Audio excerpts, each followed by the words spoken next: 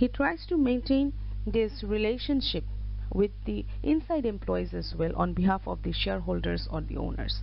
So basically, as a liaison, a manager is trying to act as a middleman between the outside parties and the organization, and also between the shareholders and owners and the employees. For example, if a company is going through a merger and acquisition, as a manager would go to the interested party and go with the negotiation process and dealing and everything, and at the same time he is going to come back and share all those information with the owners or the shareholders or board of directors. So likewise, he is going to again go back to the outside party and share what the board of directors have to say to them. So this is how he acts as a bridge between the two groups.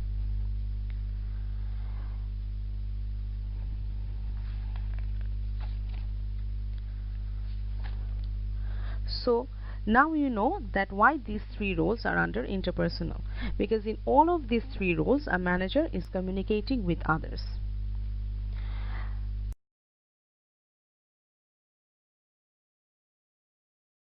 Second category of role, the second category of the role is an informational role. Under this role, a manager performs the role of a monitor, a disseminator, and a spokesperson. When the manager is performing the role of a monitor, he is actually looking for information outside the organization. He tries to find out those information which are going to be very important for the organization. He scans the industry reports so that he can be way ahead of the competitors. So in a monitor role, a manager scans or look for all the important information needed for completing his or her task. For example, a manager may look into government policies, or they can scan the daily share price of their own company and their competitors' firm. They can look for competitors' information from other dealers and suppliers. They can also scan financial reports of the rival companies. They can also look for information related to product development research so that they can make changes to their own products. Okay? So basically, under a monitoring role, a manager is seeking information and trying to gather all the relevant information so that they can perform better. Now, gathering the information and keeping it to oneself is not going to fulfill the purpose of seeking all those information. There will be no use. A manager, if he does not know how to use those information, it is fruitless. So once a manager performs the role of a monitor, the next role that he needs to perform is the role of a disseminator, where a manager needs to share or communicate this information with the inside members of the organization. He needs to share all this information in the form of memos, reports, or maybe meeting, where he can generally share all this information in a discussion. Okay. So it is important that a manager must share this information with the relevant subordinates so that they can formulate strategies. Okay. The third role is spokesperson. In this role also, a manager will share information with others. However, this role is different from the role of a disseminator in a way that in a spokesperson role, a manager will share information with outside parties, and in the role of disseminator, a manager shares the information with the inside parties. So, when a manager attends a dealer's conference or a sales conference, or maybe when a manager publicly announces the organization's performance or the plan to go ahead, they are basically performing the role of a spokesperson. Okay? So a manager will discuss their future plan or their company performance with the government, with the shareholder, with the dealers and retailers, and also customers. So as a manager, for example, you can publicly give speech in a sales conference or in a dealer's meeting about your company's past year's performance, your company's future goals. Likewise, You can also in a shareholders meeting share your uh, expected performance, how well you have met them, or if you have not met the expected performance of the shareholder, you can give an explanation why not, and you can also share your future plans and goals. So these are the three different roles under informational role.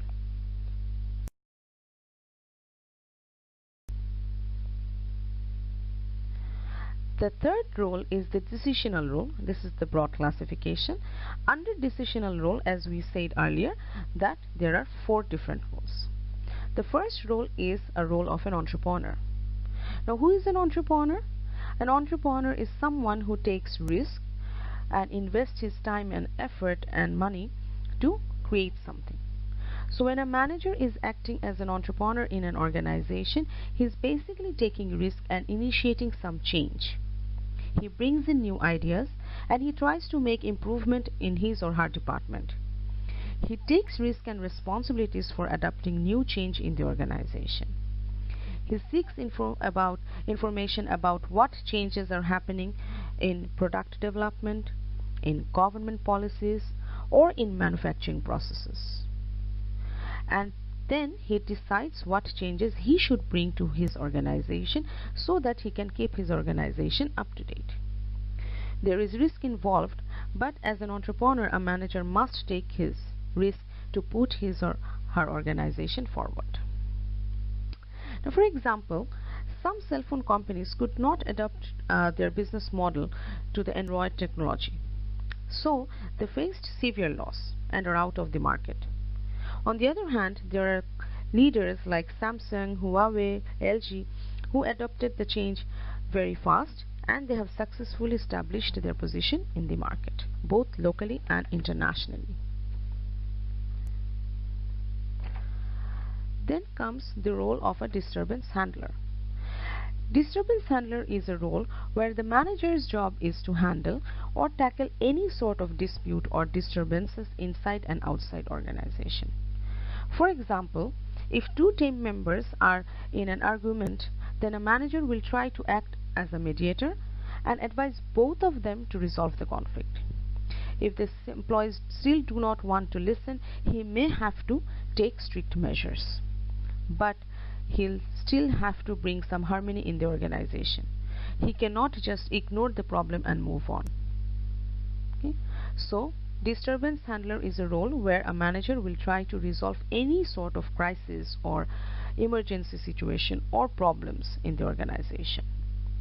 Suppose there is a sudden fire in the organization, or maybe the government has imposed certain regulatory issues. Some legal cases were filed against the organization. As a disturbance handler, a manager must resolve those.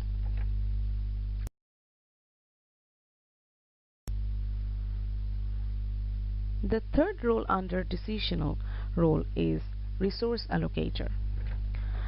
In this role, a manager makes decisions about how much resource to allocate and to whom.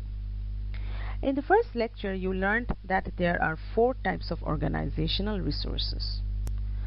So a manager must distribute these resources to the organizational members. For example, if we talk about financial resource, a manager must decide where to spend and where to invest. For instance, how much should he spend on product quality, how much on packaging, and how much on advertising. If we talk about human resource, he must know how many people the organization will require for the new project, how many people a department or unit might need, and is there any need for intern students. Okay? These are common decisions that a manager would take regularly about how he or she is going to distribute the resources in the organization. The fourth role under decisional role is negotiator. In a negotiating role, a manager tries to communicate the best interest of the company with the other party. A manager may have to negotiate salary with a new employee, or he may be negotiating raw material price with supplier. He will try to convince the other party to defend his own business interest. Okay? So he participates in negotiation activities with other parties. For example, manager might negotiate with the team about meeting certain deadline. Okay? Or maybe he is reaching an agreement with a key supplier or a labor union, something that favors both the parties. So this is the end of Mintzberg managerial roles. After this section there is a quiz, a mini quiz, which I would suggest that you attend so that it is clear to you that you have understood all the Mintzberg managerial roles. Thank you. Good day all of you.